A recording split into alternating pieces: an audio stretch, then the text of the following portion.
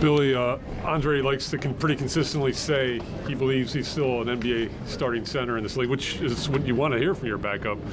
How obviously dominant of a game did you think he had tonight? I mean, he was awesome. I'm really, really personally happy for him, just because I think every day he comes in, he works, he's about the team. And, a guy of his caliber and what he's done in his career, he's probably a guy that, like he said, probably deserves more minutes and could have played more minutes, but he always does what's best for the team. And whatever he's given minute-wise, he's, kept himself ready to play. But certainly with Vooch being out tonight, we needed a big effort from him, and he was really instrumental. He kind of kept us afloat offensively in the first half. He was 7 for 7 from the field. That helped, but just the rebounding and the presence of the basket was really impactful in the game. 38 minutes. Were you at all worried about his wind, or did you keep checking with him as he moved through the game? Or I got him off a little bit early in the first, and then in the second half he needed a quick one, and then I asked him coming down the stretch if he needed one. He said he was fine, so I trusted him on that. He looked like he was okay, but he did a lot of really good things, exerted a lot of energy, and I'm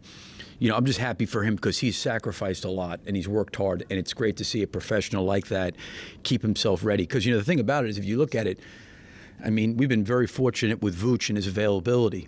I mean, he went 82 games last year and then 31 up to this point without missing a game. And I think it even maybe the year before that, I held him out before the playoffs to rest him before the playoffs. So, we've been very fortunate with his availability. So I just appreciate Andre just keeping himself ready and making the impact that he did. How does he impact your defense, having him out there more? Well, he's pretty flexible in terms of he can play multiple coverages in pick and roll. He can play in a drop and he can be up at the level. And then I think he's got good enough feet that at times we can switch with him too.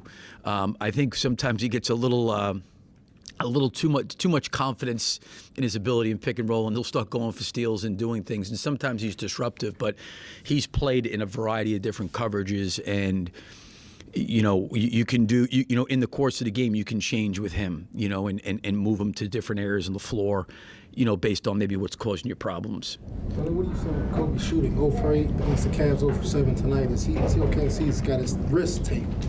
He's never said anything. I mean, I know his wrists have been bothering him a little bit. You probably maybe could ask him about it. But listen, I mean, I just think at the end of the year, after 82 games, the numbers are going to kind of bear out. She got off to a really cold start, and then he went on a tear for a really, really long time at a level that I don't think anybody thought was sustainable for the rest of the season. So he's logged a lot of minutes. I probably need to talk to him a little bit. He's had a lot of minutes in the absence of Zach, and even when Alex has missed games, Demar missed a game earlier when both those guys missed games. So he's played a lot, and Kobe's never a guy who'll make excuses, and he probably will say it's not the issue. But I like the shots he's taken, and again, he just needs to keep doing what he's been doing. I don't think, the difference from 2 weeks ago to now is he's taking the same shots to ball. Maybe he hasn't gone in at the same rate. Like everything else he's still doing. Yeah, he's getting to the paint. He's getting to the rim. I thought he created a lot of opportunities for Andre tonight, the offensive rebound, because he was pulling Capella and some of those big guys over to the rim, and it freed up Andre to offensive rebound. He's making shots in the lane. His three's not going, but he's impacting the game with the other things he's doing. Go ahead. What's the ancillary effect when Drummond is in there on second shots and they got like 4 guys jumping at him trying to get it? How did that help spread the floor, do other things for you guys? Yeah, and I think that he does a really good job, Andre, that he's got a pretty good awareness. If he's got angles to the rim, he generally goes up with it. But if he's kind of blocked out and he's in a crowd, he'll try to throw the ball back out to the three-point line and generate a shot that way. He's pretty savvy that way. But when we get downhill, whether he's rolling to the basket or he's already down there, anytime his man's got to pull over and rim protect, it just frees him up against guards to offensive rebound. And I thought that was part of our problem in the first half. We were not downhill enough, and at the rim, we were all on the perimeter. We couldn't get by. I thought we held the ball a little bit too much. We were too slow. I thought we were good coming down the floor, but we were slow once we got across half court. And then I think once we started getting downhill, in the times that we did in the first half, even when we didn't score, Andre was there, making an impact. It looked like you gave DeMar a big hug going into the tunnel. Did you tell him anything specific, or did that feel like a big win or something? No, I appreciate him. I mean, he's a consummate professional, and the thing I love about him is he'll do whatever he's got to do to help the team. And just in conversations with him about us having to play faster and us having to, him to get up the floor. Like, he always does whatever you ask him to do, and I understand, he is an elite closer, and he's been that way for his career. So when the game slows down, you try to get him in areas of the floor where he can do what he does. But the unselfishness of him and the sacrifice for him for 36 minutes, 38 minutes, 40 minutes of trying to get off at advances, help us play fast, get those other guys involved, pass the ball to those guys, generate shots for those guys, and still keep his head in the game. I mean, I think it speaks to his greatness, and I just told him I appreciated, all he does, because he's not only closing out the game at the end, he's also getting everybody else involved, and he's playing stylistically in a way that's best for those guys, but to his greatness, he can play a lot of different ways. He doesn't have to play one way. And, as a coach, for as long as I've coached, you come across people that are really, really unique and special. And he's really, really special, as it relates to not only being an elite talent and probably a first ballot Hall of Famer. He just wants to win, and he can see the big picture in terms of what he has to do.